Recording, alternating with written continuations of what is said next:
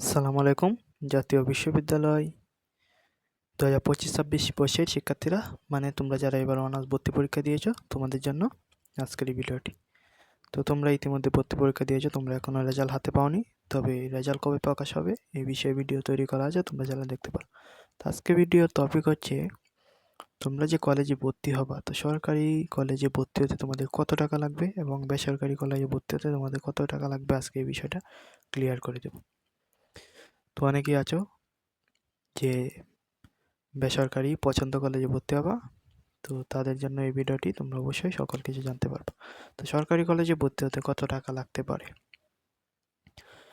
তো বিভাগীয় পর্যায়ে 4,000 থেকে 7,000 টাকা লাগতে পারে, জেলা পর্যায়ে 4,000 থেকে 6,000 টাকা লাগতে পারে এবং উপজেলা পর্যায়ে 3,500 মানে 3,500 থেকে 5,500 টাকা লাগতে পারে।